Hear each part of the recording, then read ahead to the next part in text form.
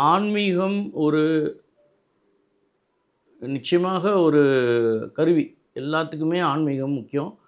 என்னுடைய முயற்சி பயணத்தில முதல்ல எனக்கு 1976ல திருத்துறைப்பூண்டியில இருக்கிற சிவன் கோயில்ல ஸ்படிக லிங்கத்துக்கு பின்னாடி விளக்கு காமிக்கிறார் குருக்கள். அந்த விளக்கு நேரா என் கண்லயும், நெத்திலயும் படுது. அத பியர்ஸ் பண்ணிட்டு வருது. ஸ்படிகலிங்கம்ன்றது ரொம்ப விசேஷமான லிங்கம். பல ஊர்கள்ல இருக்கு. யார் தரிசனம் பண்ணணும்னாலும் காலையில அபிஷேகமும் நடக்கும், தரிசனமும் நடக்கும்.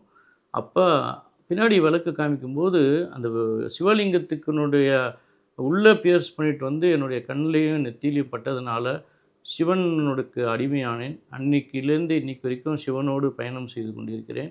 அவங்களுடைய அவருடைய ஒரு உந்துதல் சக்தி, அவருடைய ஒரு பேக்கப் இல்லாம எந்த விஷயமும் எனக்கு நடந்ததா தெரியல.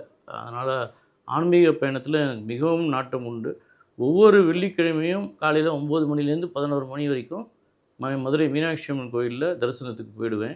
இந்த ஊர்ல இல்லாம வேற ஊர்ல இருந்தா கூட எந்த மாதிரி வேலையா இருந்தாலும் 9 டூ 11 அந்த ஊர்ல இருக்கிற சிவன் கோயிலுக்கும் பைரவர் 10:30க்கு ராகு காலத்திலயும் சாமி கும்பிட்டு பிரார்த்தனை பண்ணி, அர்ச்சனை பண்ணி எனக்காக பிரார்த்தனை பண்ணுறதில்ல எப்பயுமே.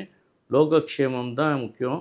உலகம் நல்லா இருக்கணும். அதுக்காக பிரார்த்தனை பண்ணிட்டு, நான் இந்த தொழிலையும், நாட்டுக்காக சேவையும், என்னை சுற்றி உள்ளவர்களுக்காகவும், என்னை நம்பி இருக்கிறவர்களுக்காகவும் இந்த சேவையை செய்து கொண்டிருக்கிறேன். நான் தொழிலா பண்ணுறேன். But more of a motivational knowledge, more of a service oriented. காசு பணம் வேணும். ஆனால் காசு பணம் மட்டும் முக்கியம் இல்ல. அதுக்கும் மேல ஒரு விஷயத்த நான் செஞ்சிட்ருக்கிறாப்புல என் மனசுல படுது.